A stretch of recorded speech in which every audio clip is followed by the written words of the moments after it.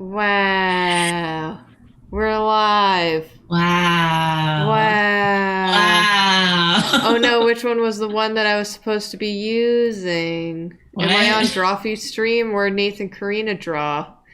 I'm looking at our scenes. There it is. I guessed the correct one. Wow. Wow. I'm a Wow. professional. Amazing. Hi everyone. Ooh, Welcome to Drawclass. It's composition time, baby. Bibit. Baby. Um, I guess, I don't know. We've been live for a little bit. People have had time to filter in. We'll wait a couple more minutes. Yeah. How's everyone doing? I'm seeing we got, I don't know how many people we have in the stream right now. Karina, did I send you the link to the stream? I do have the chat open. Okay, cool. And All I right. will be on the lookout. Nice. I always just grab it from Yeah. wherever it gets sent. I am smart. I always remember to send it to the mods, and then I always forget to send it to my own damn team. So I literally just get it from mod chat. Yeah. It's reliable. We're gonna talk composition. Art. We're gonna talk art today on this sometimes beautiful, sometimes hellish Friday in New York. I was just telling Karina that 20 minutes ago it was an absolute downpour, and now it's bright blue sunny skies in one window, and then in the other window it's doom clouds. So I don't know. I completely missed the downpour, but I did notice the ground was wet when I looked out my window again. I saw What is signs. this weather? I hate it here. Yeah, welcome to New York. Was it Draz's birthday? Yeah. Wow. Happy late birthday, Draz. Also, Draz, you should probably be sleeping, but thank you for being here. You do you. Let's talk composition if everyone's ready to talk composition. Is everybody ready for this? Wonderful. Better be ready.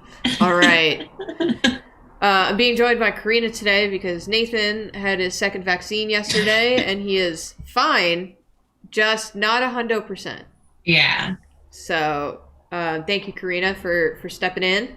Of course. I was going to tune into this one anyway. I tried to get a bunch of examples that I thought were just good compositions that I like, basically. Fun fact, I taught this years ago on my personal stream. And I updated that PSD with some new images so that we can talk composition. I think the time that I taught composition originally was like 4 hours long. So hopefully I can jam cram it into 2. Speedrun any percent. Speedrun any percent. So let's go. Composition. Here's some basic composition thoughts. When you are trying to compose an illustration or a comic panel or what have you, I usually have 2 questions in my brain, which is, where do I want the audience to look? And how do I want the audience to feel? Those are the 2 most important things to me. I'm a big mood person, so usually that second question takes priority over question number 1, but they usually work together. As a famous philosopher said, when 2 become 1. I think that was the Spice girls who said that once. So you can achieve these things, like where do you want the audience to look, by having contrasts, light versus dark, big versus small, sharp versus soft. Light versus dark, obviously. I did an image, probably should have posted it here, of a twisting hallway. I posted it on Twitter a while ago, but it's a twisting hallway and there's a guy at the end. and the guy is a dark silhouette, and I cheated the wall behind him to be a little bit brighter, and I have a bright beam of light in front of him so that your eye is drawn back there at that silhouette. And because there's that bright light, you're kind of looking at that. There's a red light coming out of a room. You're looking at the red light, but in looking at the red light, you then see at the corner of your eye the silhouette of a person. And then you go up and you notice that character. So, and it gives this like spooky vibe because you're looking at something first, and then you see it out of the corner of your eye, much like spooky things. So you can achieve it like that. Big versus small. A lot of horror movies do this. Like, there's one scene in The Ring where, doing a real modern pull here from The Ring. People know The Ring. Where there's a phone on the wall, and the phone's ringing. It's towards the beginning of the movie, and the girl comes out of the hallway, and she looks down the hallway, and the phone's ringing. It's one of those, tethered phones. But the phone is like, if you have the composition, it's like, this is the frame of the thing. The phone is like this big in the actual frame. It's like almost the entirety of the right side of the thing, and then the girl is very small. So it's like this big, ominous, ringing phone, and she's looking at it like this big thing. It's very cool, but that's how it can help. Soft versus sharp, it's like soft light and hard light, you can do that way, or like a soft shadow and a dark shadow, soft shapes versus hard shapes. You get a lot of contrast there, and it's very cool. I have examples for all of these. Wait until I unfurl this folder of mine. It's a dang mess. So then you also want to think about, how do you want the audience to feel? And you can do this by color, contrast, scale, shape, lighting. If you have a cool image, it's going to feel a little bit of a downer. If you have a warm, bright, vibrant image, it's going to feel either aggressive or energetic. Lighting, if you have very little lighting, it can be spooky. If you have a lot of lighting, then you get all the information you want. So it's not so spooky because you can see all the things in the room. And then there's positioning of a character or characters in the frame. I think something that people don't really think about or like put words to is when you have a person in an illustration, you have them dead center. Whenever you look at someone in real life, you are looking at them like straight on most of the time. If you see someone and you want to say like hi, you look at them in their face usually. I tend to not look people in the eye when I'm talking to them because then my brain goes to jello. But if you look at someone straight on, that's like the standard. We're friendly. I can speak to you in the face. In the face? To the face. Very aggressive speaking. Yeah, very aggressive speaking. So then, like, that's familiar. I know you. I trust you enough to be staring at your face the whole time. So if you shift someone to the corner of your eye, you're not looking at that person directly. You are not framing them as your full attention. They are not maybe as familiar as someone you would look straight on. So if you put someone in a corner, you get a mood out of that. It's, again, I have examples for it. There's also like framing, like, there's the rule of thirds, there's diagonals. Diagonals are a really easy cheat to get someone to look some direction. I have this idiot's thoughts on compositions. This idiot is me. I am this idiot. Like I said, people want to look right at the person's face, dead center, like a real conversation. So if you shift a face to not the center, it'll make the viewer feel something. combined with other things, easy feels. People are empathetic, so cramming a person in a corner is going to make us feel how they'd feel. So if you really cram them somewhere, you're going to feel a little claustrophobic looking at that person. If you surround them with a lot of things, it's going to feel a little claustrophobic. If you push them to a corner and then you just have nothing, you're going to feel a little wistful, because then they're looking at nothing. You're looking at nothing. There's just a whole bunch of implied blank space. We're like, I feel like something's supposed to be there, but there's not. That's wistful. And, we tend to stand or sit, pretty vertically. So everything is more or less vertical. So if you put things on a slant, it's going to feel dynamic. It's going to feel like we're off. It's going to feel like something's happening, because usually when you're at a diagonal, it's because you're like doing something. Running, I guess. Do you run like this? Maybe.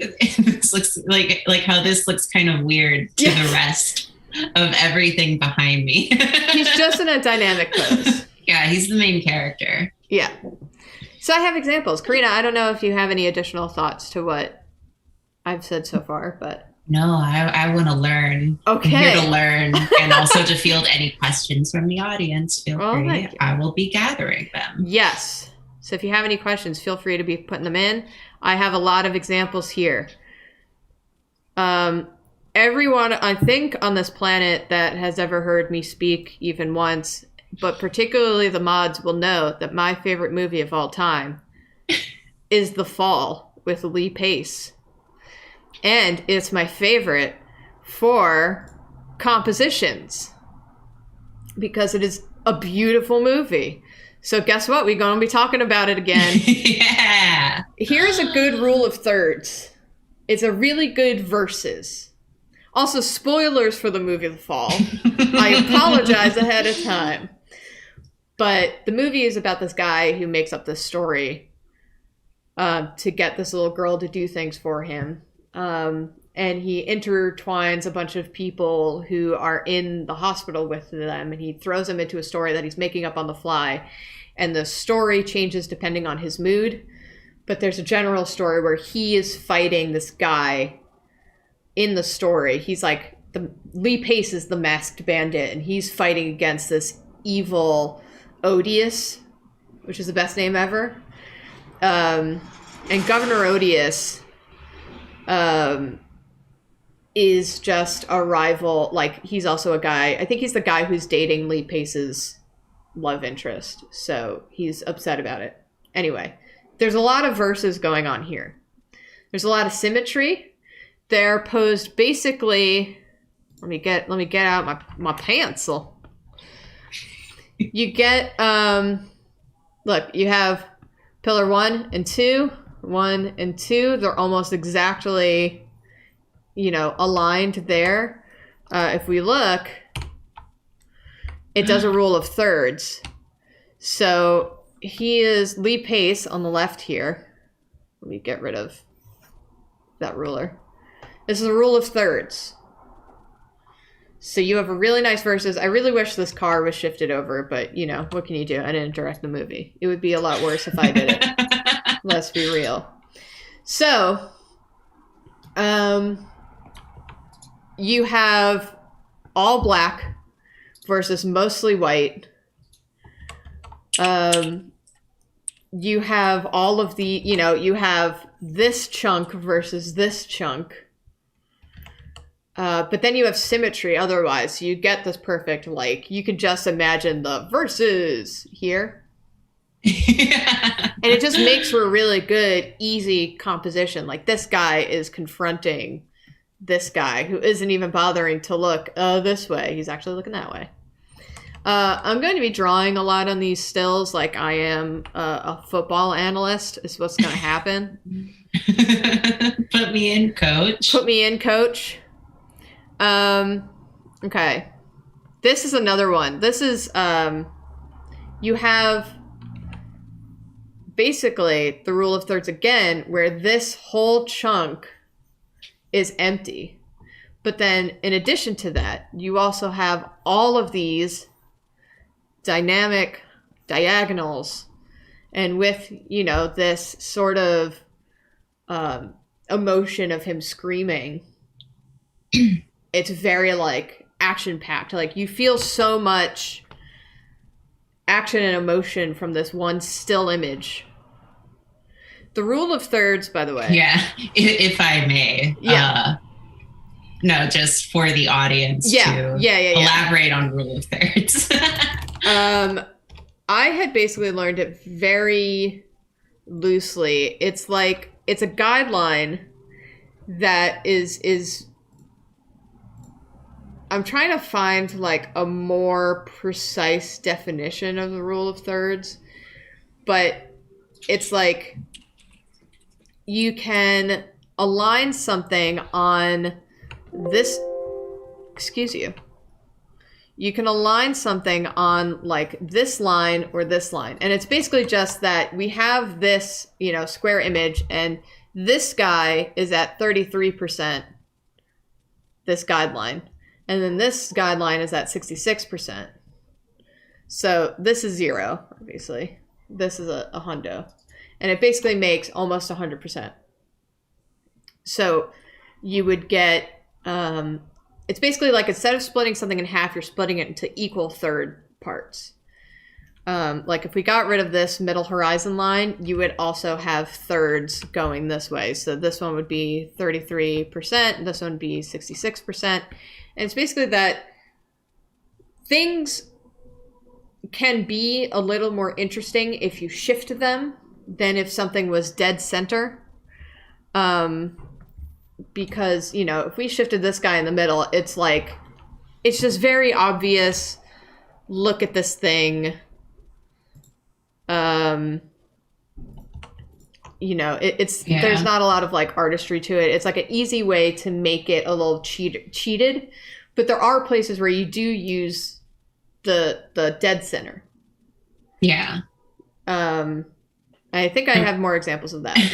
I will just add, just from the Wikipedia article, it's a guideline that proposes that an image should be divided into 9 equal parts. Yeah.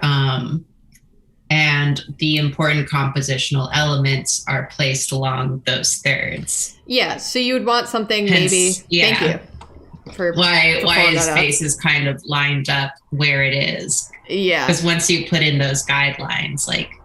Yeah. So if you, I drew directly onto his face. Yeah. So like Karina said, it's like, it makes it more visually interesting. Yeah.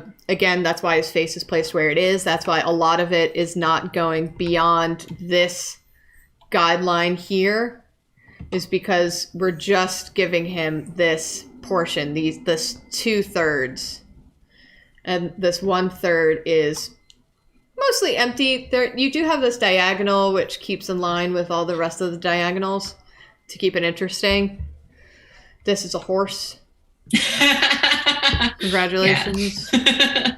We've snuck up. I ruined the horse's face! You deleted the horse's cheek. I deleted the horse's cheek. No. But yeah, the horse is not important, hence why it's not sitting on a third, really. Right, yeah. It's why it's kind of like outside the third. If you want to draw attention to something, you would sit it here, or you would sit it here, or if you're not doing a rule of third, you know, you would sit it at the 50%, which is here vaguely, and then you would sit it, you know, here. There is, there's a good screenshot from the fall. I don't know if I have it in here. I looked up the fall tree, and I should have known. I should have known it just would have come up with autumnal. Whatever. No. How dare I? Okay. Let me get rid of those guidelines. Which one's this one? This one's an interesting one because it uses diagonals of the background, and this is something that the fall does a lot too, which is that it uses diagonals of the background to draw your attention in and down into the thing, like it's literally pointing. So you have this pointing to this group of people here.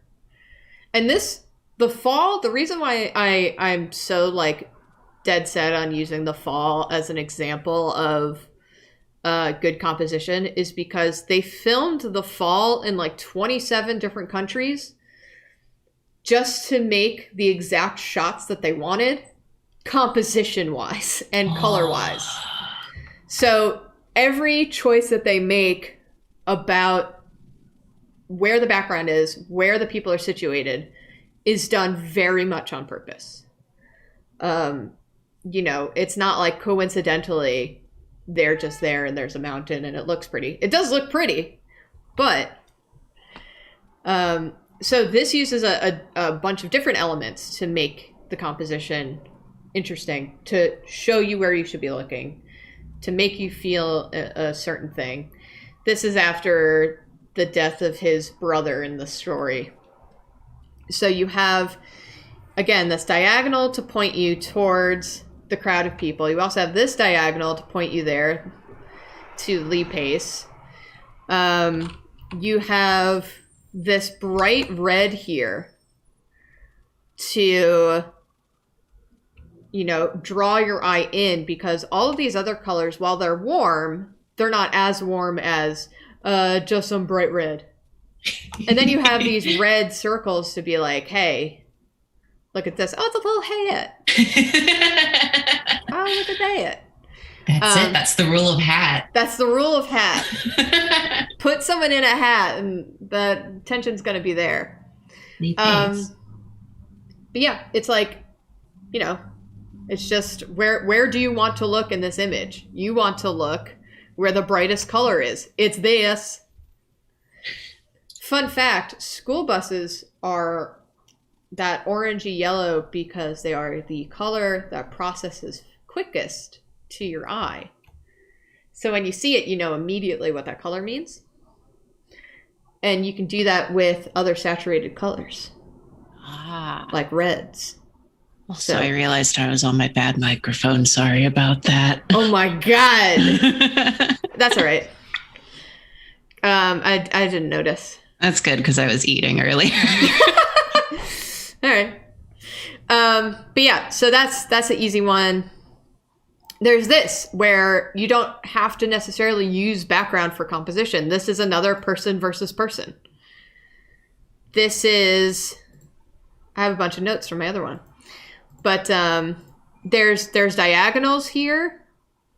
There's, you know, Lee Pace is bigger physically than this guy who is lower. So you feel like Lee Pace is going to just go in and, you know, crush this man, basically. I think Governor Odious in this scene is on his knees. So Governor Odious is this man, by the way. This is guess what? It's Lee Pace. What? So you have a bunch of diagonals. It's pointing like his arms, diagonals. He's very like, you know, cumbersome, I guess. Like he's big, he's crouched down. You can see the eye line here. Is it hatred? Is it love? Guess what? It's hatred, because look at this body shape. This says I'm coming to get you. This shape kind of says I might want to smooch you, Lee Pace. But you know, the background isn't aiding in the composition of this. It's just the background, which is fine, because it's also not detracting from the composition of the scene. The composition, the focus, is this dead center thing. You know, you have, look, all of this is in this middle thirds. They're both taking up this middle thirds of the image. It is dead center. When we were talking about things, you know, putting it off to the side, it being more interesting. But the thing the director wants you to look and focus on is not the background. It's these two dudes fighting in a pool. So you put it dead center. Why not? This is probably my favorite screenshot from the whole dang movie, because you have all of these diagonals that are pointing to, hey, guess what? This rule of thirds. Oh, right on it. He's right there. Hey, guess what? No way. Guess what? It's Lee Pace. Lee Pace is sitting on the crosshairs of this rule of thirds. And then you have all of these things that are basically like, oh, hey, look at this. But you know what? The background is doing such a good job of pointing you, because we have this color contrast where we have warmish versus cold or cool. So that's also, that contrast is going on there. But you're so busy looking at flipping Lee Pace. Guess what? You don't see Governor Odious over here. Because he's sneaking. Shit. He hidden. Oh my God. He hiding. He's also very close in color to the surroundings. Yeah. So he's I didn't notice him. Yeah. So he's hiding he's hiding from Lee Pace, but he's also hiding from us. So they do a good job with, as you said, his color is really close. They're pointing just everything. Everything's pointing to Lee Pace. So you're not looking at Governor Odious in this corner, which is super cool. It's just so cool to me. Because also he has that bright yellow. He has the all black. Yeah. So he's standing out here. Even without all of these things pointing to him, he's standing out. So big brain. Yeah. Let me get rid of this. But even here, it's so legible. Even just my little notes. Okay. So then we have a movie that's not The Fall for the first time. I know. But we have this city, kind of bad with words today, but they're really overshadowing this man. They're really creeping up on him. It's really it's overwhelming this man. He's looking at everything here, but everything's, kind of pointing him here. And the perspective, the 1 point perspective, is somewhere around here. It's somewhere in this man, which is easy. Let's not make it his butthole. You made it his butthole. It's somewhere. I thought it was down there, but actually, let's figure out where it is. Let's see. Let's do this. Oh my God, Karina. I wasn't gonna say it. You said it. Karina, it's his butthole. Karina, I regret. Oh God. Oh no. Guys. The 1 point perspective's in his butthole. That's amazing. Cinematography is magic.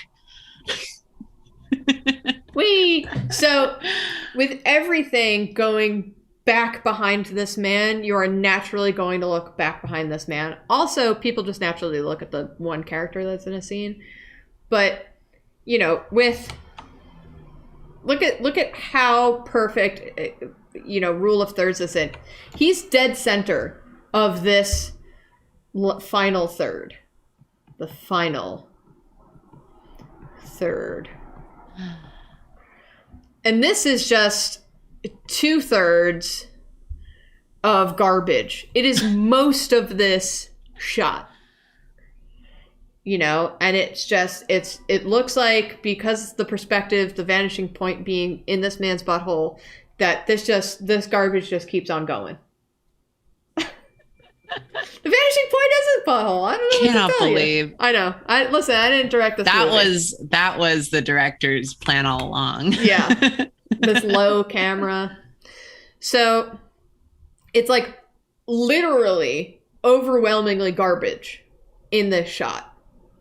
So, you're getting that icky feeling of New York City summer, basically. The hot, sweaty garbage. You can smell it. You can smell it. This is another screenshot from The Fall. And it's back. And it's beautiful. And I like this one because it shows that you don't have to have a lot of elements to just have a beautiful composition.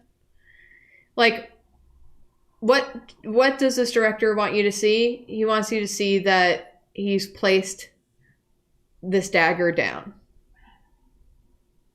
Yeah, he's placing the dagger down. I was trying to remember what was going on in the scene. He's placing the dagger down. But you get these, you know, kind of this like V shape, which if you know, really want to draw, again, an eye to something, make it a diagonal and people will be drawn to it. They're always looking at angles. So then you know, you have all these, this is just like a beautiful shape. Whoops. Don't mind me. You have just these beautiful angles going on here, these contrasting triangles, these battling triangles, and then you get this nice little soft shape. And this is so bright. You know, it's just, you don't have to have a, and then this is so, it's like literally white. And nothing else is that, like, this is dark. Even his white sleeve is super dark. Let's see what color that is. Let's take an average of 5 here. Yeah, you see that? It's all green. See this? It's basically pure white. So you get, even the brightest part of his sleeve is still not, look at that. Look at that color difference. That bottom color is the brightest part of his sleeve, and that top color is the color of the sword dagger thing. So, and then speaking of, you know, angles and what have you, you also have the angles in his sleeve. Just drawing you down, literally pointing down, and then you get here, and boop, and it's pointing you out. It's drawing you down, out. It's saying, hey, this dagger is sticking out into this bright blue water. And look at this. Look at this color contrast here. There we go. It's like a perfect negative. I just love this movie, y'all. Everyone should watch this movie. It does have some dark themes, but all right. I still need to watch this movie. You don't consume media, so I understand. Yeah, it's not my pull, but it looks so good. I always see just stills from it, even outside of Julia teaching. And it's just so good. I use it for everything because it's so beautiful. It is my favorite movie of all time because of the artistry. Wow, look at Lee Pace's thumb. Sorry, I just noticed Lee Pace's thumb. It was like, whoa. Man's got flexible thumb. So this one's fun because it's a dynamic image. Again, we're not using too much of the background. The background's more like reinforcing kind of the general action of this, which is just that he about to fight. And look at like how many good parallel angles there are of this. Like these pistols are perfectly straight. Then you get his arms and he's looking that way. But then you also have the background. Yeah. And it's saying like, hey, there's some action going on. Look at it without the image. They matched it perfectly. Yeah. Without the image, even this scribble scrabble looks energetic. So, okay. This is another screenshot, same movie. This is what I was talking about with using the backgrounds. We got one subject here. The darkest part is this, and it's coming from the thing they want you to look at. This diagonal, if he was sitting on a perfectly straight one, it would be beautiful, but not as, like, interesting. But then again, you're looking at this dude. Point. You're looking at this dude. Point. You're looking at this dude. Point. It really wants you to look at this man on his horse. And it helps that, again, it's the only image. He's the only dude in this image. You always want to be looking at the people.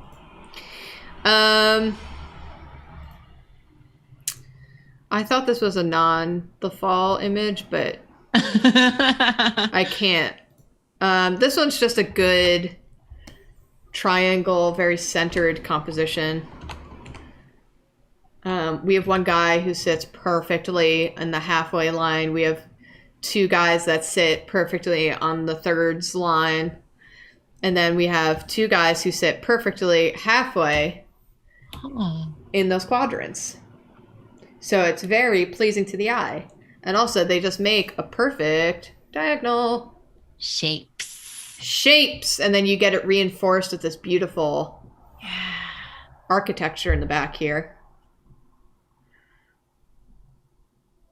And then it's like, it's busy back here, but not in a color way. And because the characters are so colorful and the background is more or less one tone, you aren't so like eye weary when looking at it. You know, it's just that you have these bright, vibrant colors on top of a mostly neutral color background. And you can still have plenty of designs back there. It can be busy. You just got to know how to balance it. You get these bright, saturated tones on top of kind of desaturated browns. It's very nice. Also, the people, the way that they're dressed does not have the same amount of like complex pattern, really. Yeah, that's true. Like, so they stand out anyway. Yeah, this guy, it's all just one yellow shape. This is all green. This one has a little bit of patterning, but it's not as intricate. So it's very nice. It's just like solid. Yeah. They're solid characters. What else we got? This is another one. This is also another rule of thirds. Look at this. This horse is basically the entirety of the bottom third. This guy's almost dead center. Wow. It's warm on warm, but since this is so saturated on top of desaturated, you know, the saturation on top of desaturation. It's always these contrasts, right? So that helps make him pop. And also he's this big, just like dark, wearing all black figure on top of like kind of bright background. Okay. What else we got? What else you got? This is another one of just diagonals, right? You got action. They're leaning towards each other. This one's one. They're probably going to smooch. They're not going to fight. They're probably going to smooch because he's not making himself big. He's just leaning in. So they probably want to smooch, right? I love this bird. Hello, boy. Oh. Smooch. Yeah, and then again, the background just kind of reiterates that with its own triangles. Ooh. Wow. Hey! Oh! Dragon is this Age! from the fall? This is from a deleted scene of the fall where they fight a dragon. No, this is Dragon Age. Dragon Age Inquisition, I believe. And this was just fun because it's very dynamic. Yeah. You know, you have lights versus darks. You have all of these triangle shapes going on. You know? You have them like pointing this way. You have, you know, this shape versus that, and it's like coming this way. And it's like literally an arrow, right? Then you have these characters who are leaning and pointing, and it's very like combative, and I love it. I also just want to talk about this atmospheric perspective back here. It's like they could make it as dark as this part up here, but it's not as important as the face about, you know, this fire like he's about to shoot, or as important as these characters. So to make these characters more important, they make them have higher lights and darks, but then the background, they kind of fade back a little bit. They cheat the atmospheric perspective a little bit more to make it fade into the background a little bit so it doesn't get as distracting.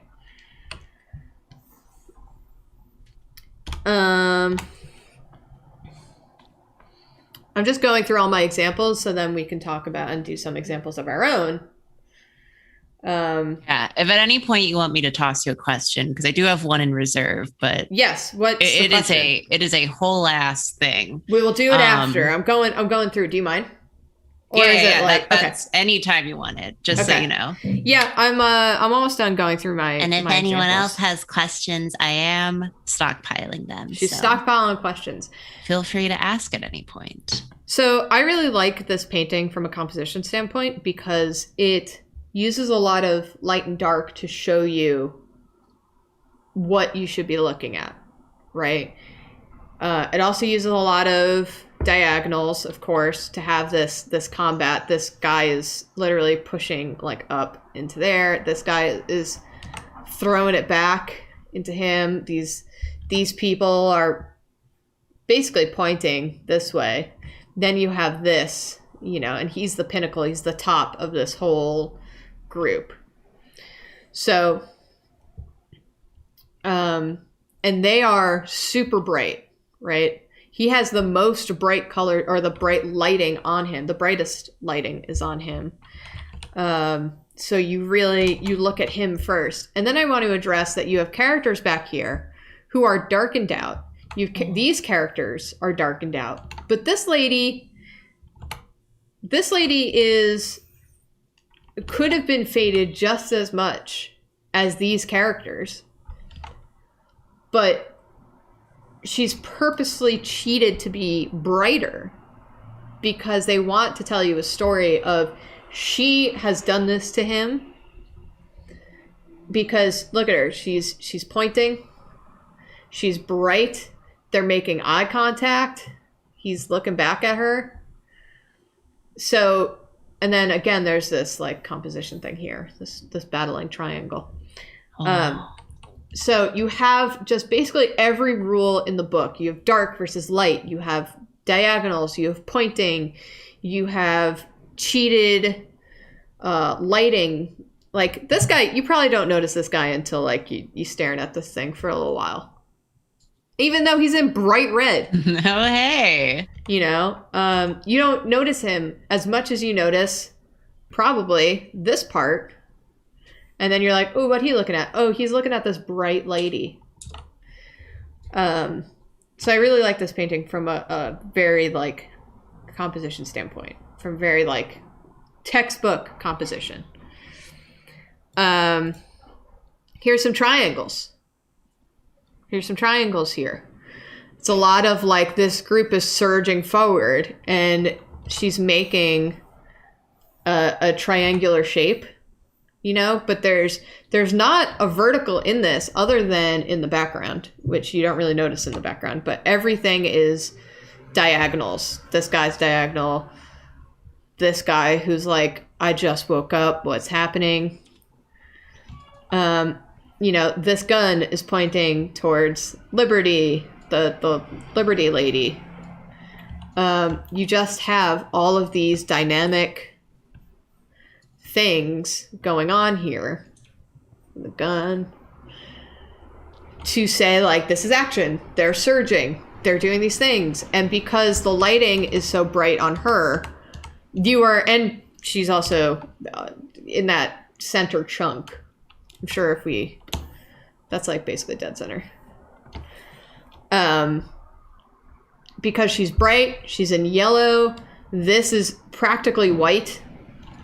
We look at her first, and also she has the most red and she has the most red, which is not really seen in the rest of the image except for here, but this is a dulled down version. I can pull up the color for you. There's like, see the red at the bottom is a little orangey. The red up here is like a purer red to bring you up there. It's very cool. Ico. Ooh. I really like the color of Ico. I mean, the cover of the Ico game, because it's basically how I love to do compositions. It's based off of a surrealist painting. I think from Spain. I could be wrong about that. I always forget. Who does the original. But, you know, I mean, it's just so easy to read what's going on here. You see these characters, because they're in the biggest uninterrupted just block, right? Of pure color. I just got a Happy Mother's Day from Waza Sushi and Ramen. Thanks, Waza Wow. Sushi. I don't remember Happy ordering Mother's from Day. you. Happy Mother's Day to me. I'm not a mom. You got cats. I'm about to be an aunt. Does that count? Yay. Yes. All right. I'll take it. So you have these two like dark little characters that aren't just squares, basically, or an arch. So they really stand out. It also helps that they're, you know, almost centered.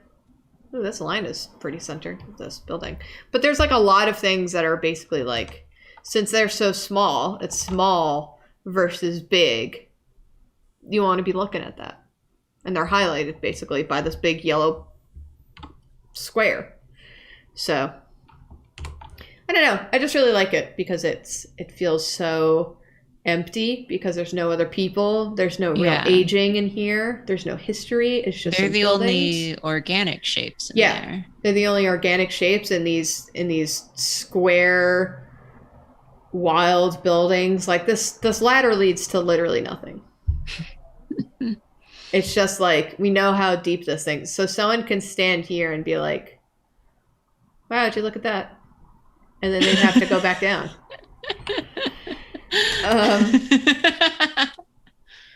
But it's just like it. I don't know. It's so legible. It's so legible, and it's a wild style, and I just love it. This is a really good etching. I believe it's an etching that shows lights versus darks and these kinds of shapes, right? So rule of thirds. This guy is right on this thirds line. It's great. It's perfect. You have, you know, these people start to become part of the background because this general, you know, I know that it's a black and white image technically, but when you're looking at it, if we do an average, this gray versus this gray, they're the same gray, so they just blend in. But then you get these, you know, white versus this. You also have these dark shadows versus this white. You get this triangular, like they're looking down at these people. I should not use white. I should use an actual color. They're looking down at these people, you know, and it's very foreboding. And they're like underneath this dark shape here.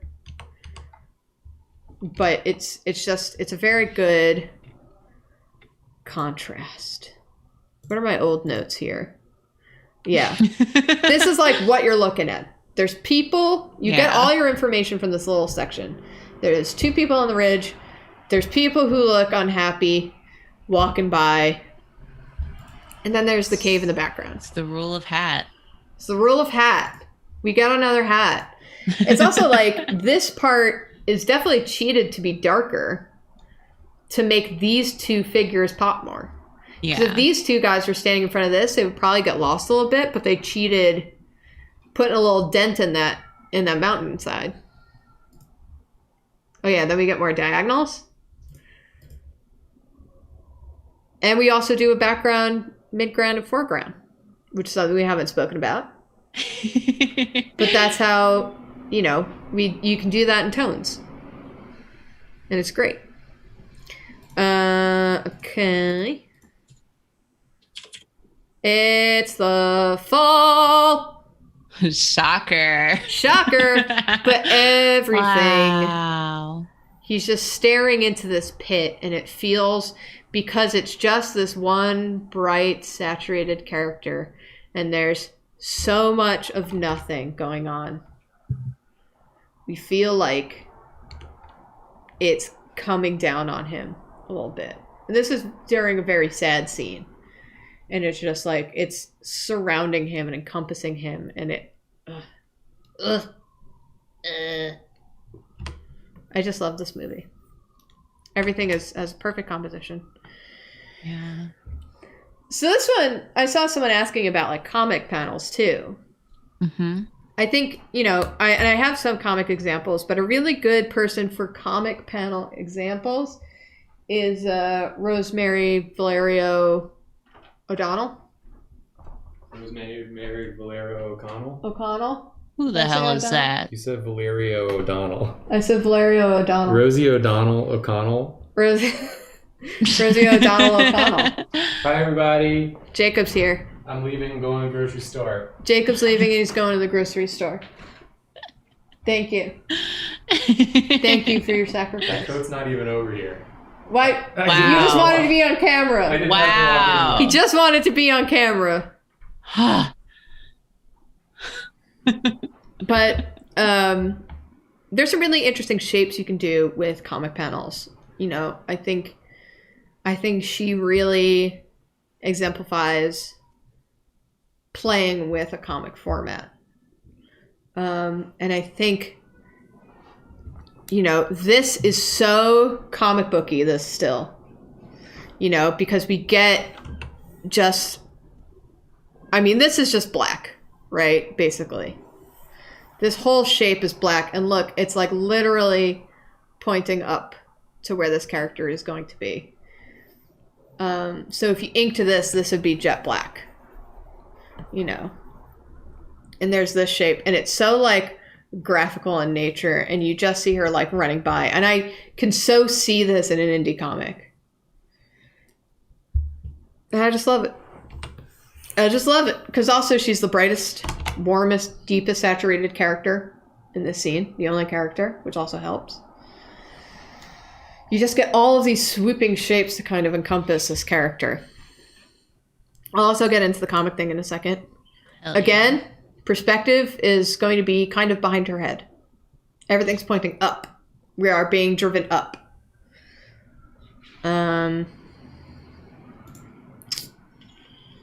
This one's just dead center. We get this contrast again of just this bright yellow.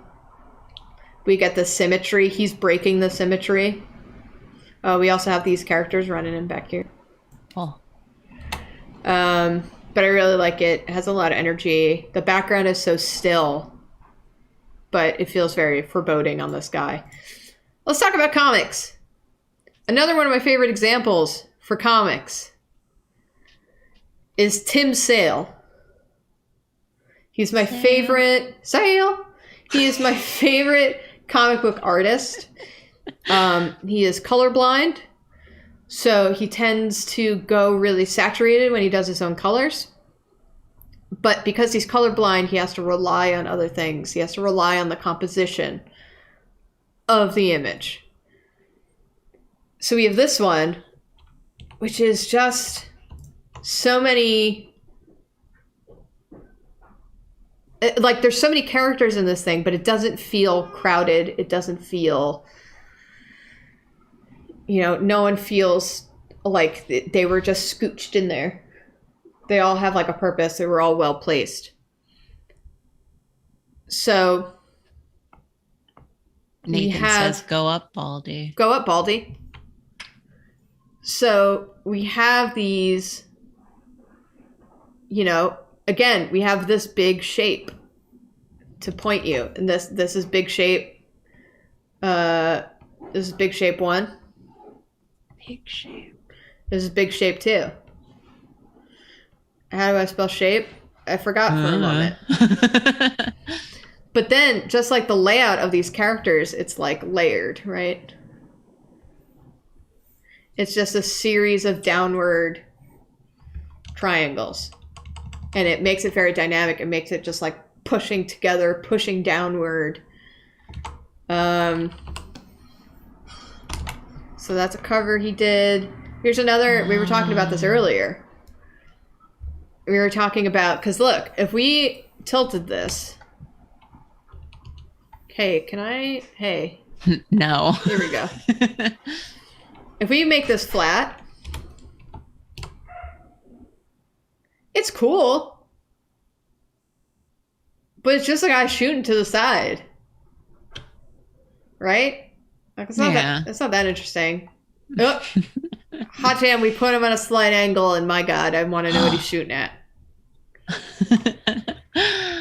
But I really love Tim Sale's work because this is just, there's nothing here.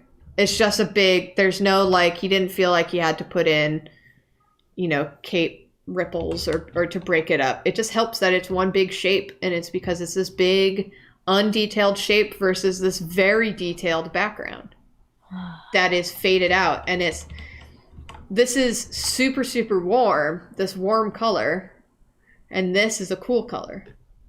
It's purple versus, I mean, purple's not the coolest color. Well, my mom really likes it, so it is cool.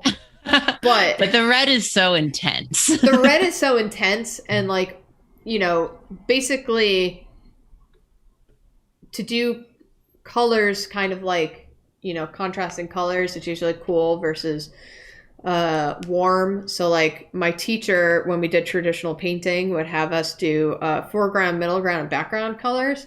And it would go from, like, warm to cool. So it would be red, purple, blue. So red is at the front, foreground, purple is the middle ground because it has both a warm color and a cool color, and then the background is a cool color because it recedes, because you want to be looking at the warm color first. What else? Oh, I really like this composition-wise. This is just from Tim Sale and Jeff Loeb's Long Halloween, I believe it is. They did 3 Batman comics together, and they're my favorite comics. They're my favorite, like, superhero comics of all time. These 3 volumes. And I love the parallels here, and that's something we should also talk about. But, you know, I also pulled it up because we have, like, here, Batman and Jeffy Boy. Gordon. Jeff Goldblum talking to Two-Face. And by having us behind Two-Face's head, we can't see his expression. So we kind of imagine it. It's kind of up to you. You kind of have to put your own, like, feeling to it. Like, it almost brings up that feeling of, like, when you're talking to one of your friends and your friend says something and they don't want you to see their face as they're saying it. And they, like, kind of hide their face, you know, or they turn away. You get that feeling immediately, you know? And it's like everyone's on level playing field here. Same here. It's just like, you know, we're beneath them. They're all looking at each other, blah, blah, blah. It's like you could basically imagine that Gordon and Batman are having an arm wrestling competition and that he is the referee. It's just like they're all involved in the same activity. Yeah, this is one page earlier. There's a few pages. This is, like, earlier in the comic, then this is later in the comic, and That's absolutely cool. Love that they, like, bring back that composition. Exactly. Yeah. To have that, yeah, to show you how these characters have changed, basically. Huh. Yeah. It's very cool. Here's some other comic panels. Also Tim Sale and Jeff Loeb. It's either from Long Halloween or Dark Victory. I just forget which one. If you haven't read these comics, I highly recommend them. They're very good. I liked this panel particularly because we're, like, shoved into a corner. Like, you really get the sense that Batman's just going to run over you. Like, he's not looking at you. He's not interested. Everything is such a harsh, like, you know, triangle for action. It's just, like, everything is pivoting here. Also, I love how he draws Catwoman. I don't have an example up right now. I'm going to find it. Catwoman is jacked in his comics. Into that. She's just a beefy woman. I'm finding it. Yeah. There's this cool scene where she jumps and she attacks Poison Ivy. Of course, I found it, but then it's... Here it is. All right, I got it. There's this cool panel where she jumps in and she attacks Poison Ivy, who has controlled Bruce Wayne. AKA Batman. What? I know. Spoilers. Hey, computer. There we go. Hello. It's big. So It's gigantic. It's gigantic. Hello. There we go. Ooh, wow. Yeah, so... What a pretty page. Yeah, it's very cool because Bruce Wayne is just totally enamored with Poison Ivy because she's taken over his brain, and then Catwoman just comes in and attacks her.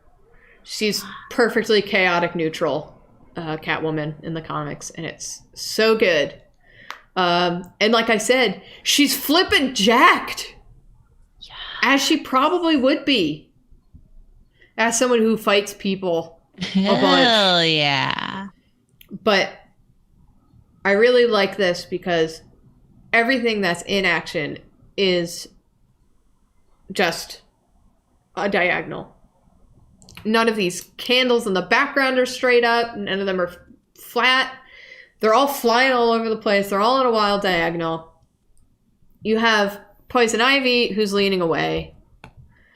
Get rid of these scribble scrabbles. You have Poison Ivy, who's leaning away from Catwoman. You have Catwoman, who's just going in for the kill. She has part of Poison Ivy's Ivy. Even Bruce Wayne is leaning in, oh no, my porridge? What were they eating? My bowl of mashed potatoes? My mashed potatoes. My potatoes. It took us 3 weeks to make that. I grew those potatoes myself. Alfred's going to be so upset. Aww. But then you have the background, which it's not dynamic. It's not helping or hindering the action of this. But what's cool is that you have this wild color in the back that is, it's just flames, which helps, have a kind of explosion of, fury and fight, and that fire, probably not that big. If your listen, hey, PSA, if your fire is that big, call the fire department. It probably should be down here. So the fact that it's cheated to be bigger is it's kind of like having a kind of, action bubble or something. Yeah. His comics are fantastic for compositions and just art and knowing when to have solid shapes. This is Calendar Man. Happy Mother's Day. Happy Mother's Day. Both Calendar Man and the sushi place have wished me a happy Mother's Day. One and the same. One and the same. But I really like this Calendar Man close-up because it's not a lot of details. Calendar Man definitely got more wrinkles in that face, but he didn't draw it. Because what Tim Sale wants you to look at is this expression. We have this contrast of this pure white and this jet black tired eyes, of the tired expression of Calendar Man. So he didn't feel like he had to go in and be okay, all right, I'm gonna, the eyebrows probably come in a little bit further. And then we've got probably wrinkles because Calendar Man's a little bit older. And that, it just gets too busy. And then you're looking at all the details and you're not focusing on just the pure expression of Calendar Man getting away with something. Yeah. And again, I love this because you have this white, almost shadow, dark Batman leg. And then this is darker. Because while it's important that you see a man is down, you got that information from this panel. So you don't really have to know it. What you do have to know is that Batman upset. Angie. Angie. So he's running, you know. All right. Let's talk about some spooky moody ones. Ooh. I chose the Vitch for my spooky compositions for the most part. I love the Vitch. It has really nice compositions. This, again, light versus dark. They are shoved into this corner. She is hitting this 1/3 line. Right on the third. Right on the third. So, and then they're encompassed. So the theme of the Vitch, if you haven't seen it, is these Puritans get banished from their own town for some reason. You don't know why in the beginning. And they have to go make it on their own, which is basically like condemning them to die because it's impossible to live out there on your own. And they're terrified of the woods because they said, the devil lives in the woods. Don't go in the woods. The devil's in there. Devil's going to get you. Right? Turns out some Vitches live in the forest, but, you know, whatever. So the whole theme of the movie is there's evil out there. There's evil out there. There's evil in here. There's evil somewhere.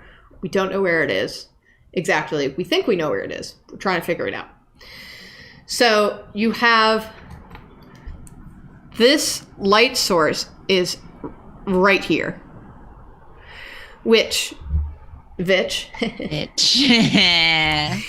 serves to both add a character here, a hat, adds a character there. You get the silhouette of that character. It highlights the expressions of the people here.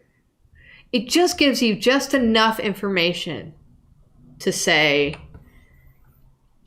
there's people here and there surrounded by literal darkness. Yeah. And it is immediately spooky. Because they're so small. Yeah, and they're so small. In the still. So it's small versus big again. They are small in this overwhelmingly dark thing. It's like the garbage alley from before, where it's overwhelmingly darkness, and they are small compared to this darkness. Because again, you know, all of this basically is nothing. You only get this little circle of light here, and that's it. You just get enough light to get just enough information of the background to know that they are in the woods.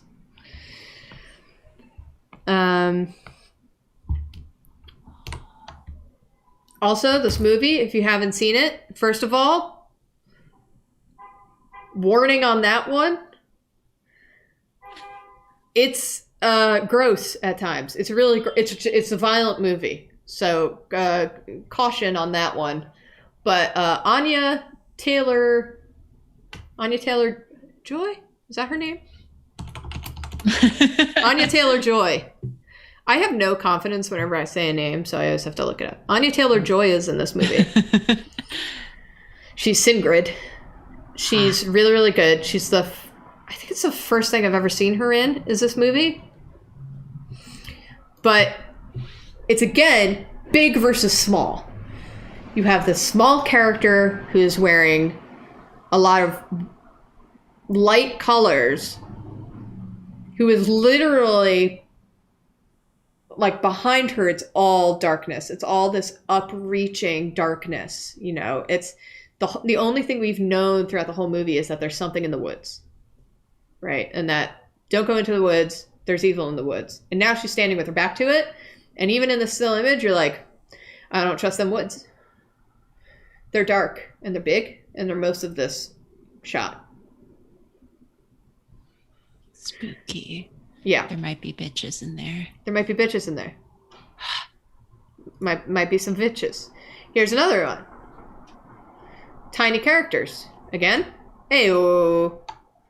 Look at where they are. Wow. Right on that line, huh? Some kind of rule? Is there some kind of rule here? What the heck? I wish we had a name for this. So again, you have this all-encompassing, foreboding. Most of this image is literally the upper 2/3 of this image is this dark woods. Love it. Love it. There's no bright colors here except for her hat, which brings your attention there. It's like her hat and a little bit of a shirt. So you see the characters and you process the characters, but they're kind of blending in with the whole scene, right? Just a little bit. He's standing out because he's in darker colors than anything else, but the whole thing just gives you spooky vibes. Yeah. That's nothing. Oh. So I wanted to show in these last two examples is how you can have really good composition with just contrasts. Oh. And with very little information. So this is from the music video. I don't know. It's for a music video for Clean Bandit. I think it's not Stronger. I don't remember what the song's called. But it's such a cool composition. I mean, she is the entire middle thirds. You get this cool swirling smoke coming from the cello. I say, because I always confuse a cello and a stand-up bass, but it's a cello. But again, you have light versus dark. Her shape here. I'm about to make a new layer. This is all white. And this is a much darker color. And you have some cool dynamics going on here. And I like the intensity of these eyes. I keep doing that. I apologize. But you're getting it because they put a light directly like on her face, basically. Like this is everything in this shot is warm or cool rather, but this is like the warmest, brightest spot and it's drawing you to the face. And you really just want to look at those intense as heck eyes. Same thing. Oh. Same music video. It's basically, if you break it down into shapes, you're like, oh, I know where to look. So, we have a face here, we have an eye. But then, basic shapes say, like, where do we want to be looking? Like, we always want to be looking at the face. And the fact that it's partially obscured. Wow, he looks like a guy cosplaying as a horse. He's dressed as one Ace Attorney. He's Darian. The front part of a horse. How does Jacob draw horses? There we go. You got it. You got it. Anyway. And it's bright red. Everything is cool. It's receding in this, except for this bright red smoke. And you really want to be zeroing in on this face because it's dead center. The dead center of this image is about here. And his head is like perfectly centered. So yeah, it's I know I threw a lot of examples at you, but I wanted to like show some examples before we start making ones of our own. Hell yeah. No, those are wonderful examples. Thank you. Can I posture my own question? Please do. Before we get to audience questions, which yes. I do have, but yes. Many of the examples you showed were film stills. Yes. Would you say that it's have you taken like any film like cinematography or like any type of film analysis classes or anything in your educational career? And would you say that that's like something someone who's interested in illustration should kind of look into maybe? I haven't taken any film courses. I would recommend that people that people kind of look at movies that they love and think about why they like it or why it's working. Yeah. I think there's a lot to be learned from movies because everything has to be so well planned. Like another really good movie is Skyfall for compositions. It just has beautiful colors and everything's pointing and everything's just like fantastic. It's just so well composed. I would recommend that people maybe watch videos on cinematography. I think it really hit me, and I think this is why the movie's so important to me, but like The Fall is so important to me because it's the first movie I watched where I was like, oh, I want to watch this movie on my computer so I can pause it and look at how they've composed the scene and study it on my own, you know, like take movies that you think are really beautiful and kind of break down why it's beautiful and why things are working and why they set up the scene as they did. Yeah. Okay. Yeah, I just wanted to bring that up because like I've taken film classes and come from like a film-ish background. Right. And I feel like since I focus mostly on illustration, it informs a lot of the principles, but there's also just a lot of crossover between like composing a shot in a film versus composing an illustration. It's all the same language. So yeah, I was just like, most of these examples are film. How interesting. Yeah. But it's definitely like, I mean, I just pulled this one up. Ooh. This one's a Skyfall. Yeah. And it's like, what does the actor want to, what does the director want us to know in this scene? Wants us to know he's holding a gun, which you get from basically the fact that he's James Bond. You kind of assume if there's something in his hand, it's a gun or a drink. But it's a gun shape. The most important thing he wants you to know is that Bond is intensely looking. Yeah. And that composition, you only have that little bit of information. And also the background, even though it's blurry, you can see it's pointing behind him. Yeah. So it helps. It helps you lead towards the face. Everything's going towards the face. This director wants you to look at this face. Yeah. So cool. It's so cool. I'll go see movies. Like the movies that stick with me are the movies where I go home and I pull it up and I look at the colors, the composition, the contrasts. See, everything's pointing towards, and then everything's so bright in this room, except for Bond, who is basically this dark silhouette. But it's Bond because of the rest of the scenes. And it's just, on its own, a cool image. And I feel like, comics, illustrations, movies all have to tell you a story. Like, movies have to tell you a story within usually an hour and a half, hour and 45 minutes. You have to get the most information from every shot, or you have to get the most of the mood of a shot, or you have to get you're trying to make everything give you as much as possible. And that's what you're trying to do with an illustration. Like I showed that example of that painting from earlier. If I can find it. Oh, it's earlier. Yes. There we go. Yeah. Illustrations, especially ones from years and years ago, Renaissance, just after that, everything before it.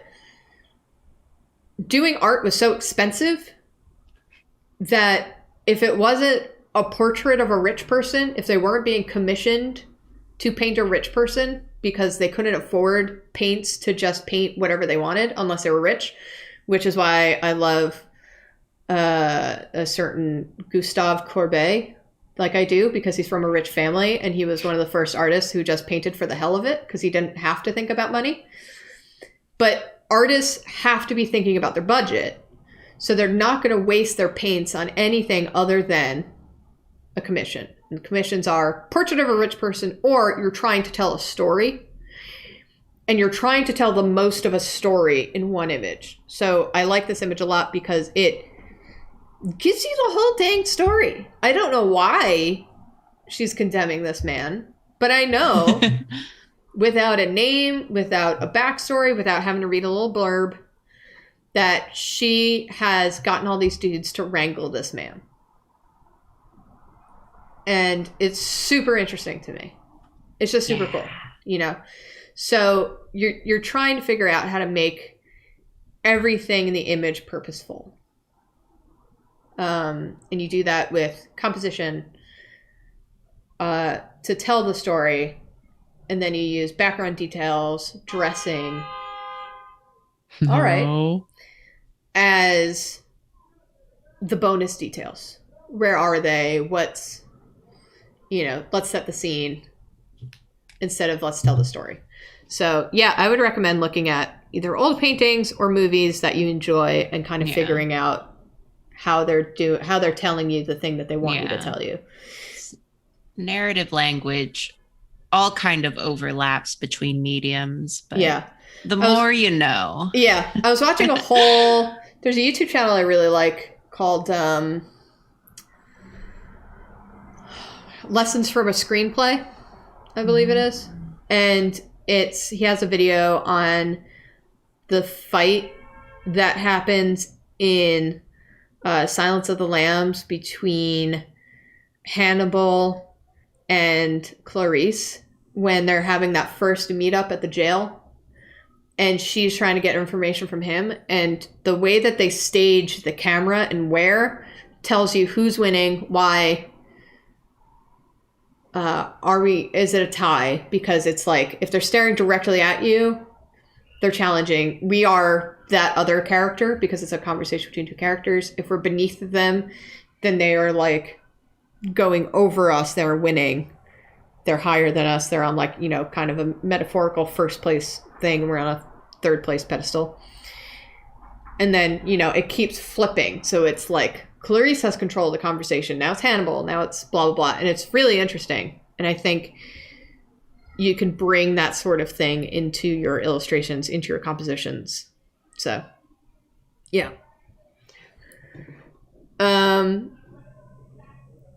Do we have... I'm also trying to pull up some Rosemary Valerio O'Connell panels to just kind of show. Got a little over 30 minutes. We have a few questions if you'd like me to toss them at you.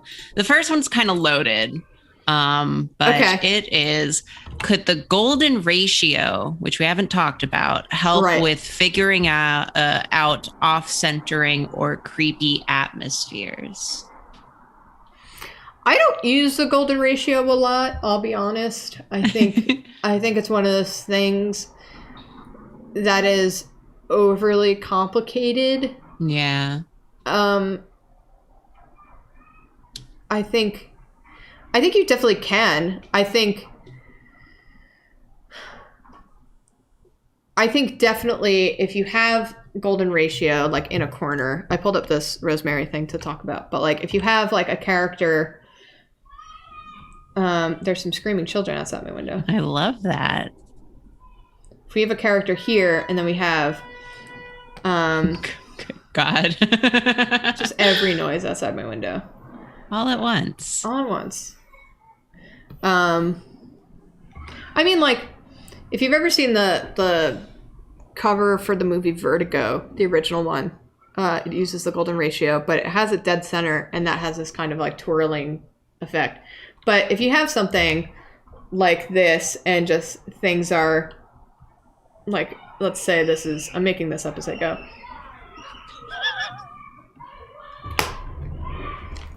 Hello? She's gonna go beat up those kids. Shut up!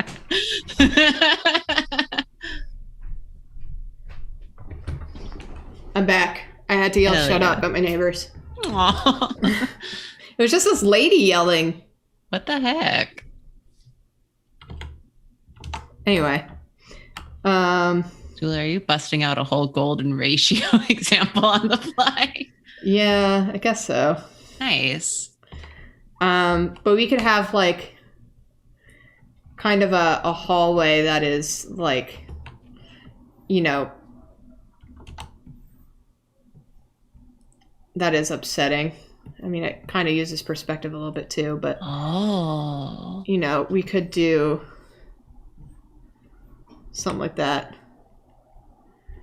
And just even getting rid of this kind of ratio makes it like maybe this person's agoraphobic. Yeah. You know, and is scared of going outside, or maybe there's something spooky out there. And then that way, if there's something spooky out there, again, this is all kind of pointing towards this character, so we can hide.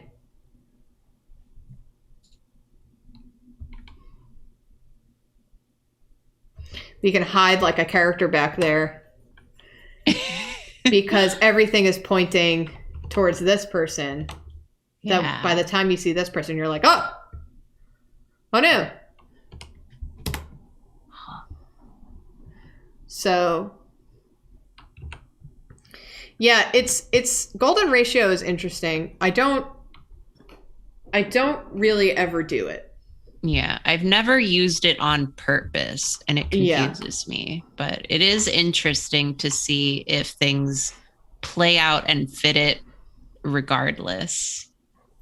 When Jacob's here, I wonder if he heard me yell, shut up out the window. It was him. You were yelling at him. Uh-oh. It was Jacob screaming all along. Screaming very high pitched. Yeah, so, I mean, you can.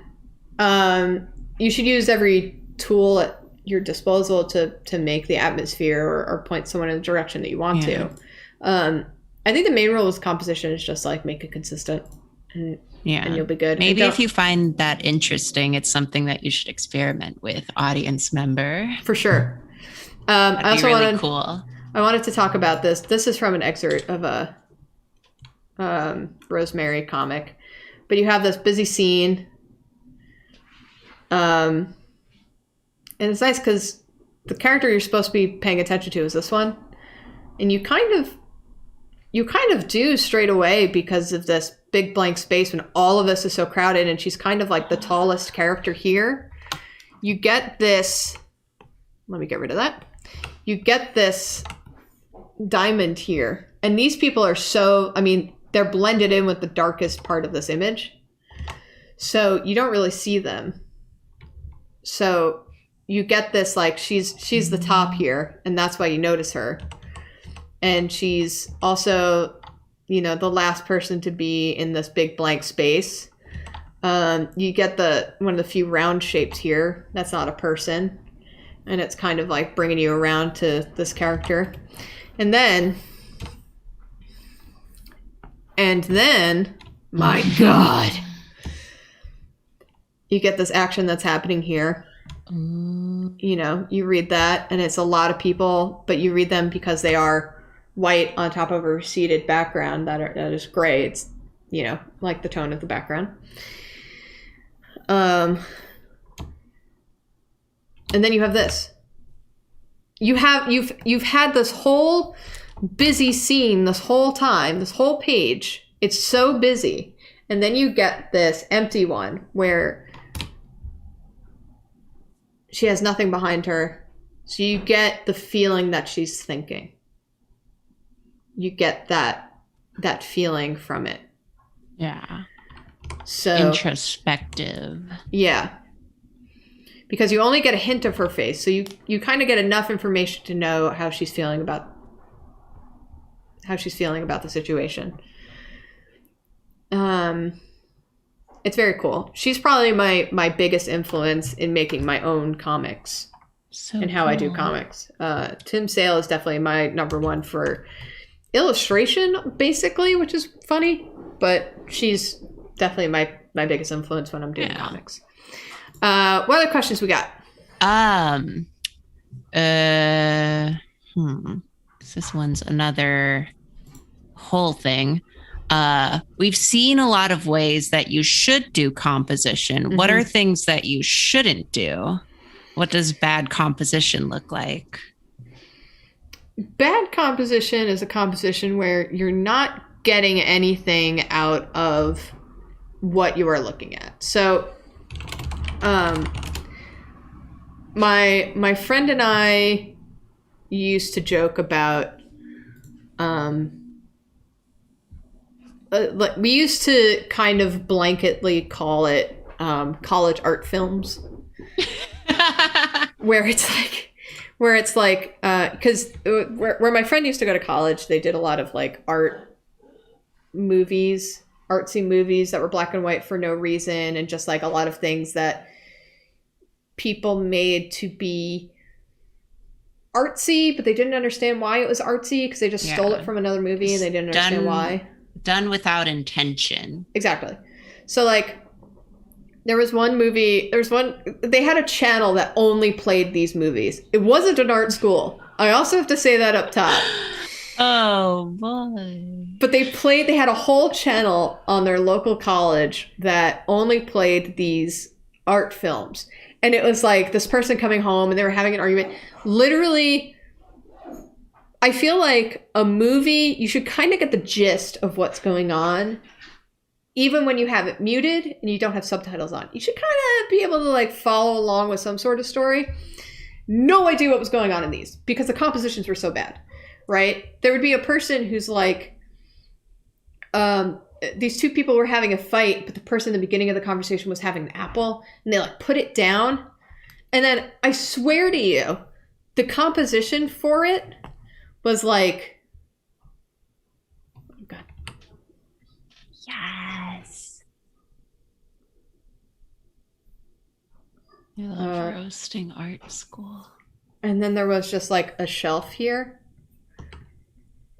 And it held on this for a solid 4 minutes. What? It was part of a cabinet and it was like black and white. It was like grayscale, so there was some light coming in here. And it was like some light coming in on an apple. That was it. And I had no idea what was going on in this whole short film because they didn't show you what was going on. I got no information from this. What does this say about what's going on? No idea. If you put like an apple down, I'm going to be like, there's an apple there and it's dead center. This apple's going to be important later. Never came up again. But what if it's like weirdly cropped off the screen? Yeah, what if we only showed a sliver of it, like we didn't realize it was in the shot? Basically, if you're going to do something, whole hog it. Meaning, you know, give me enough. If you're going to like do something really artsy, do something really artsy. What was that Suppressa or whatever movie that was called? Supernia? There's I can't remember.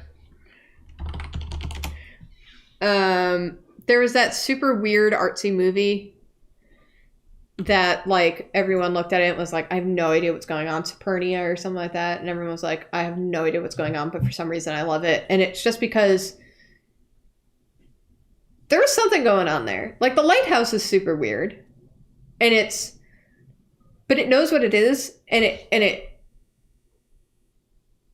does it to like basically the lighthouse.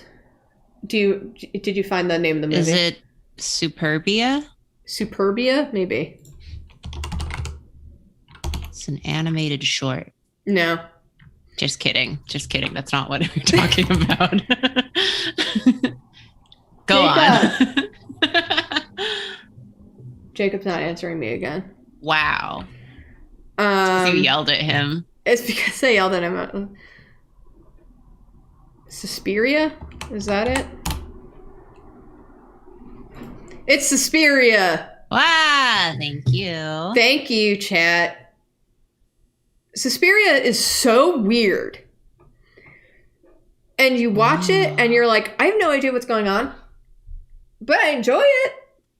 It's kind of cool. And it's because it's giving you something. Like it's just it wants to be weird. But it wants to be weird in a very specific way. It wants to tell the story in such a consistent way. It's like we're just going to be weird throughout. We're going to show you things. And you have to put it together yourself. So like if you have, there's we were watching some horror movie. I think it was like The Conjuring.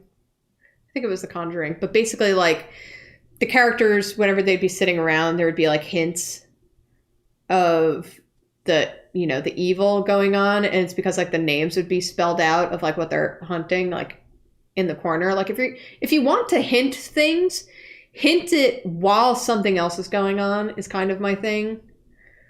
Or like, don't give me something that's never gonna come up again, because while I'm watching a movie, I'm gonna go, that's gonna come up again, and if it doesn't come up again, I'm gonna be like, what was the point?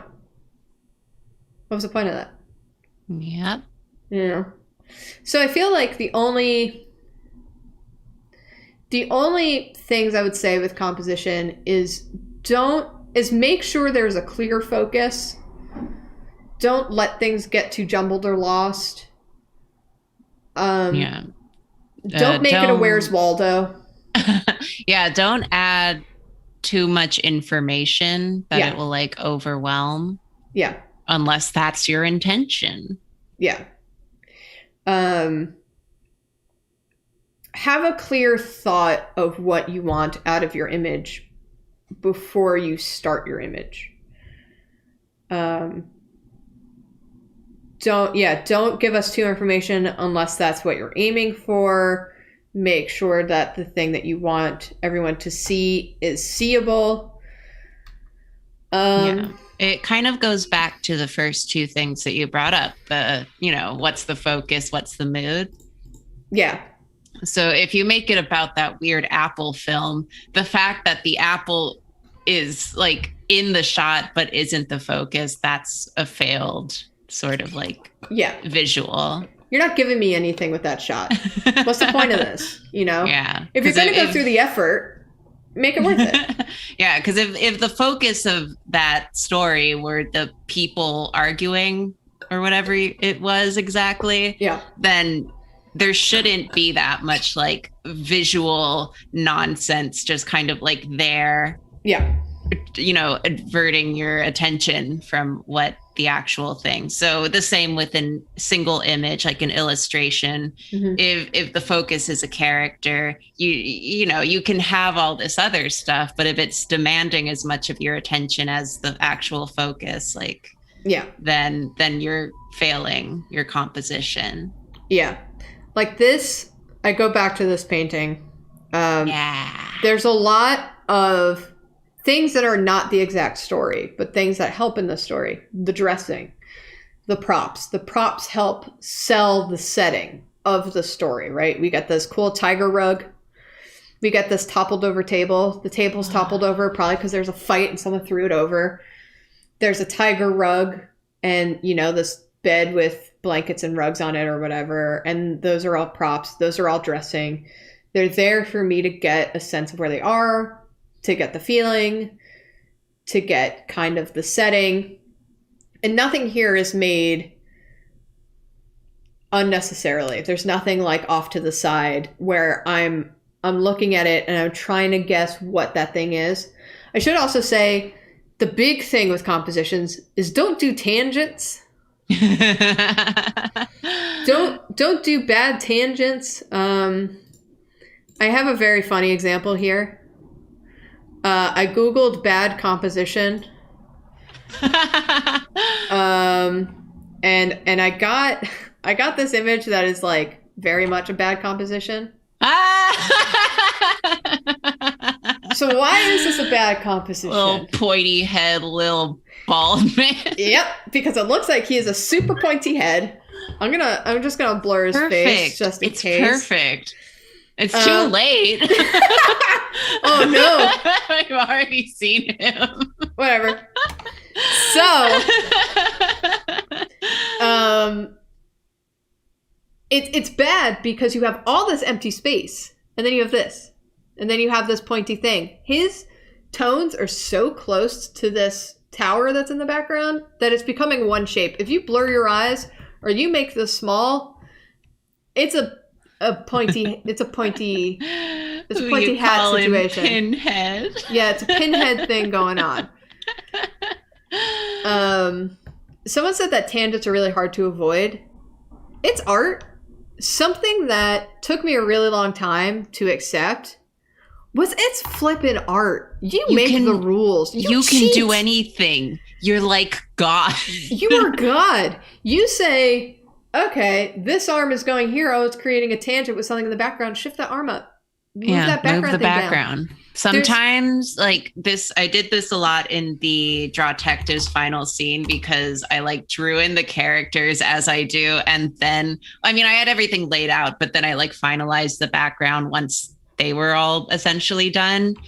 Is that if something was making a tangent and it seemed unavoidable, I just erased the line. Yeah. I just erased the line in the background. Who needs it? You know where that line goes. The information's there. You know what it is. And you can just do whatever. It's your piece. You made it. So you gotta cheat things in art. So here is my favorite example. I love Manet. He's one of my favorite painters, if not my all-time favorite painter. I love Manet and I love Gustave Courbet for different reasons. I love Courbet because he just didn't care. He painted whoever the hell he want. But Manet's paintings, he looked at it and went, I don't really give a shit. I'm going to do whatever I want. Right? You look at this painting, and at first you're like, there's not much wrong with this. But then you break it down and you're like, oh, everything is wrong with this. Everything is bad. And it's because Manet was trying to give you this feeling of being drunk. Like the longer you look at it, the less sense your world is making. And that's because you're drunk. This woman's reflection is over here. Right? We are the viewer. We are staring right at her. This is the guy that's looking directly at her. This is us. I gave him a little cheekbone. This counter, look, it goes up. There's the counter there. There's the counter there. Like, none of these line up. Oh, that one lines up. That counter doesn't line up. This counter doesn't line up. Look, it goes down. This and this actually straight. Congratulations. We got a straight line. But it's fun. Like, we're looking straight at her. We should just... We shouldn't see her reflection at all. We shouldn't see our reflection, certainly. And if there's a mirror back there, what is that? How are those bottles sitting there? If we're looking at a mirror, we should get a reflection of this. And then these are perfectly like you didn't notice any of these things until we started breaking it down.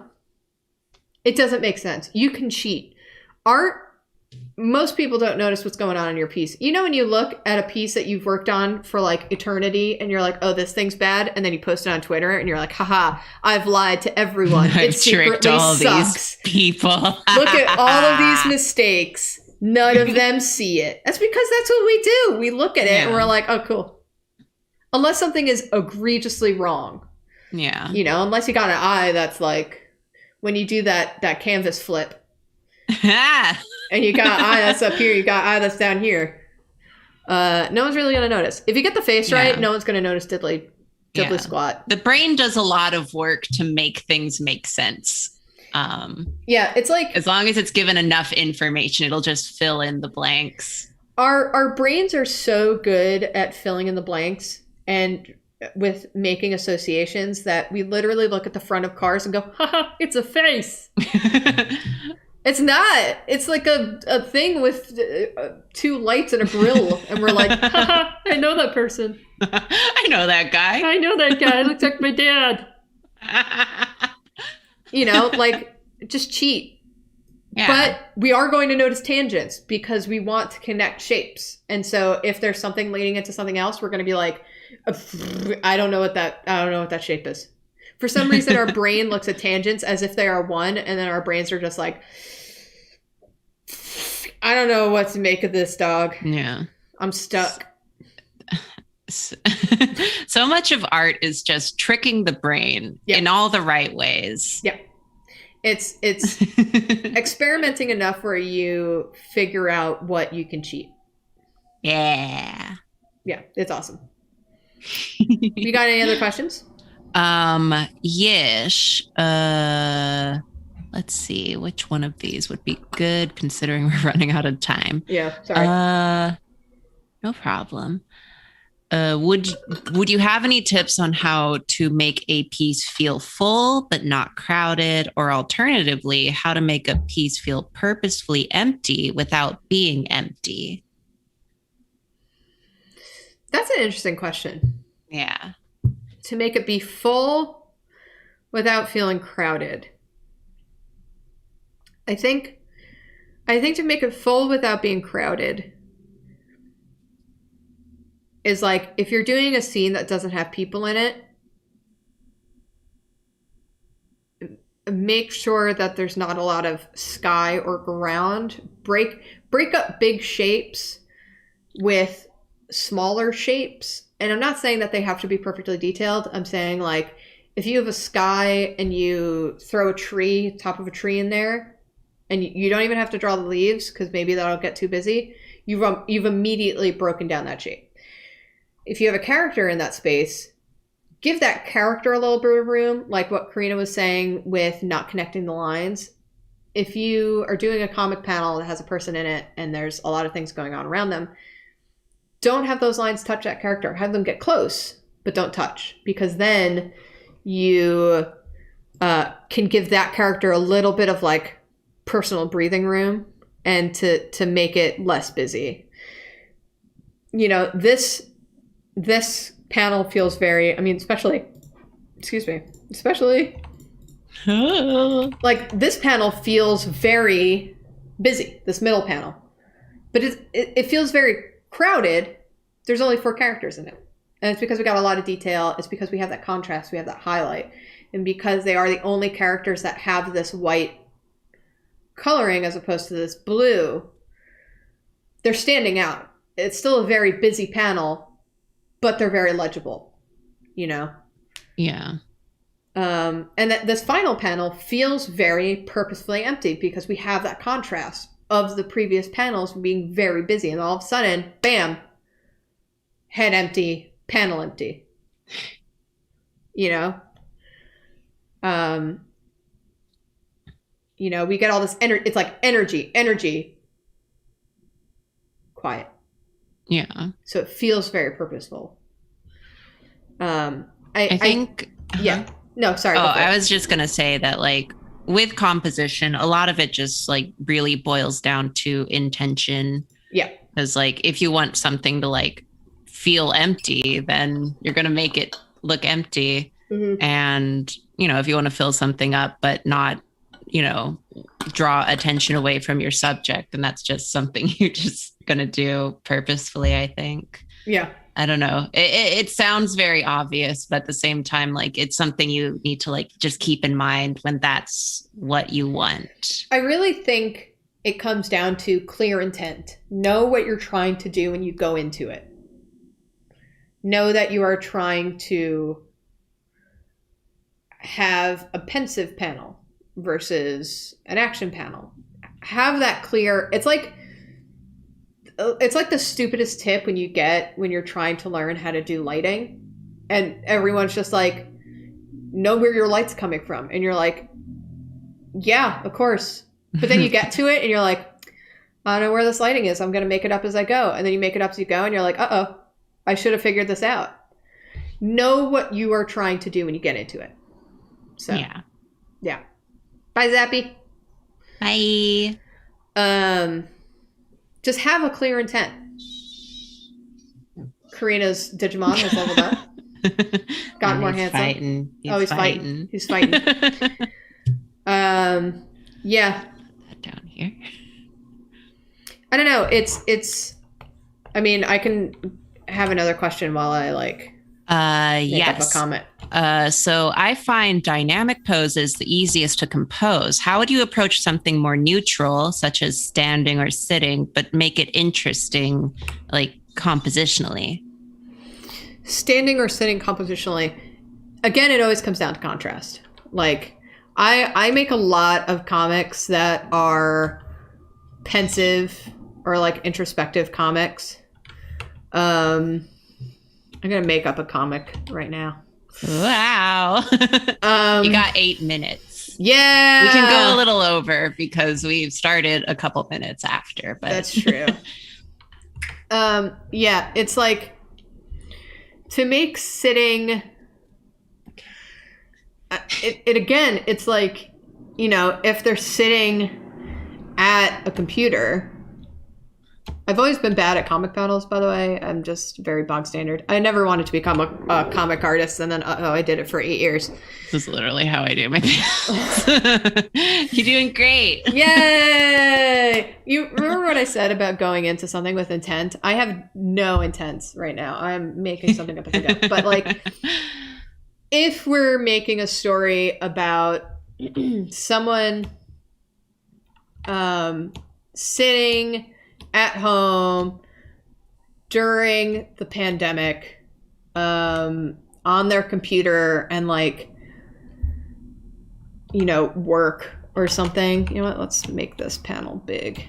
Let's say we're trying to get that like loneliness feeling, right? We're going to tackle the sitting thing and the like the tone sort of thing. Also, I draw in bright green because it keeps me loose. Basically, because I don't want to look at it, so I just go fast. But like, let's say, let's try this. We have like the back of someone's head, maybe. Well, no, there's no point in that. Let's have like a close-up of a computer, because we want to know that this person is on their computer working, maybe. Let's make this a little more interesting by giving it an angle. There's also a thing in comics where you want to point readers to the next panel they're supposed to read to. I've always been bad at that.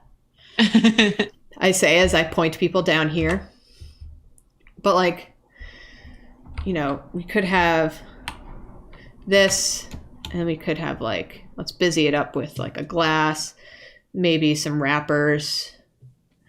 Like if we have the corner of a wrapper here and then we show like the full wrapper here with kind of the same little logo, then we know what this corner thing is, you know, because we're getting that information here.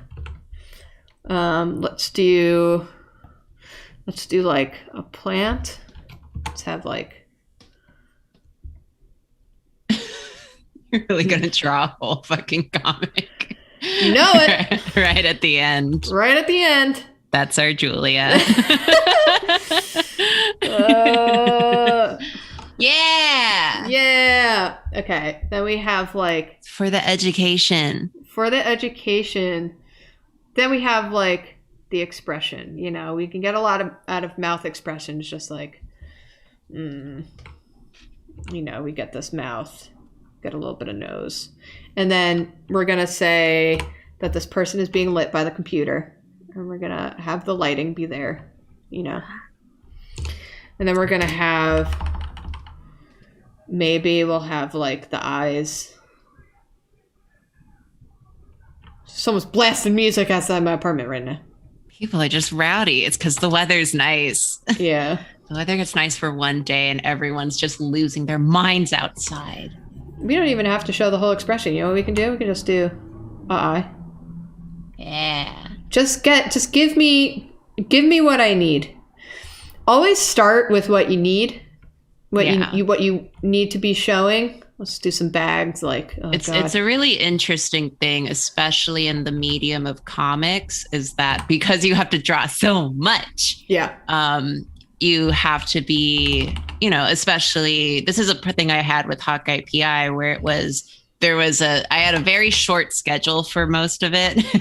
So I had to be very frugal about my paneling, and it makes you really think about what information do I need to show versus what is just extra information that I can cut out. Yeah. Because you're in control of all of that. So it's just really interesting to panel out something and figure out, you know, what do I need to show and how can I show it as economically as possible. Yeah. Comics are fun.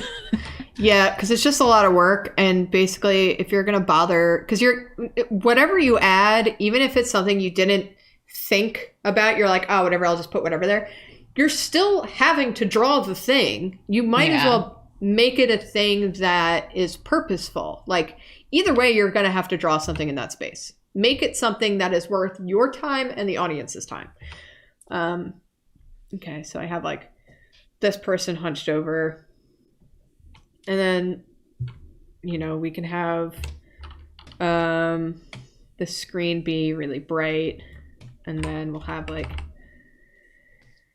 some highlight on this person because they're the one at the computer. But then everything else, maybe this will get a little bit of highlight. Maybe this bottle will get a little bit of highlight. Some highlights of the plants. But then everything else will be dark, more or less. So you can just have little hints of things in the background. And just like, let me change the color. Okay. Hello? Let me change the colors.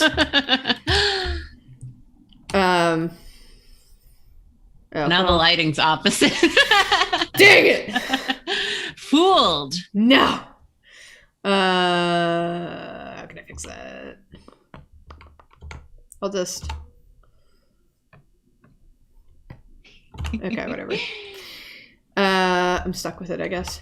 It's a reverse light. It sucks the light. Yeah. It is interesting. Let's do that. But it's like, we've gotten so much mood. We have, and then we'll have like, no! I'm on the wrong color. There we go. Maybe we'll have some like glow from this computer. We have the facial expression here. We have the mouth, we have the eye. Maybe we'll have like a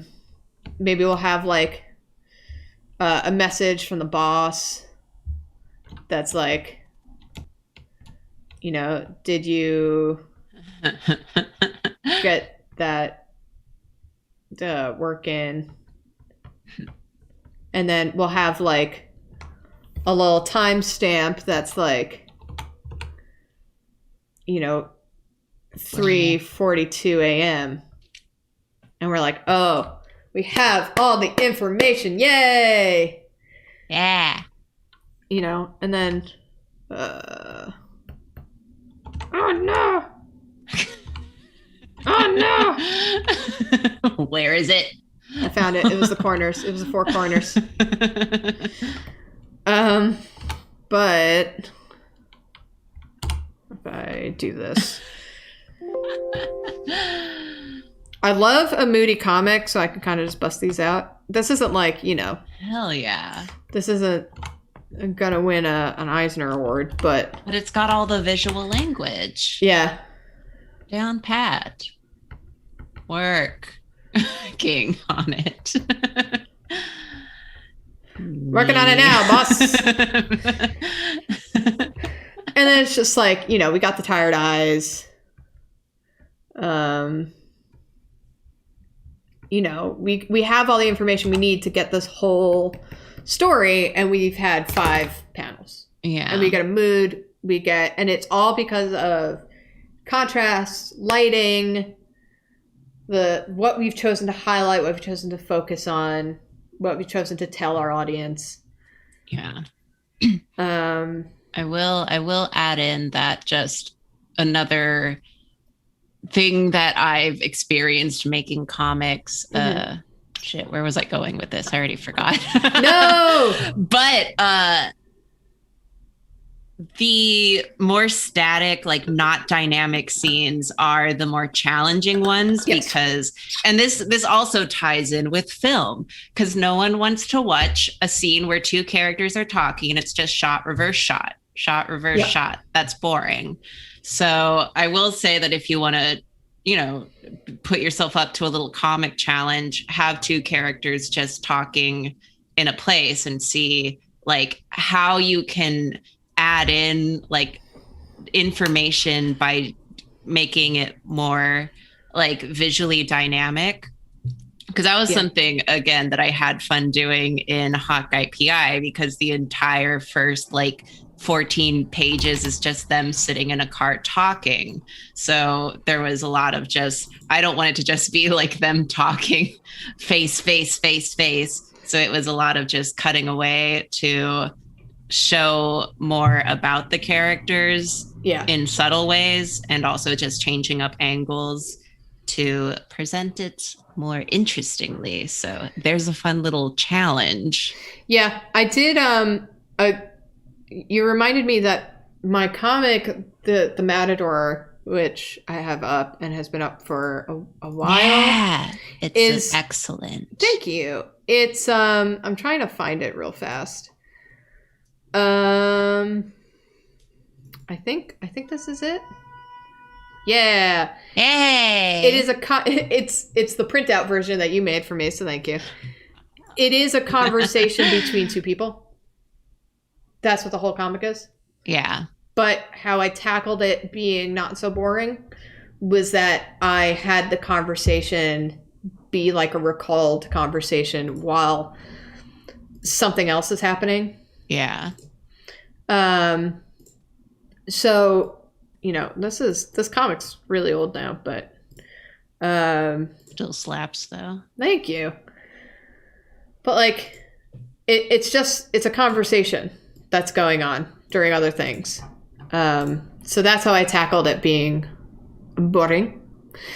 But it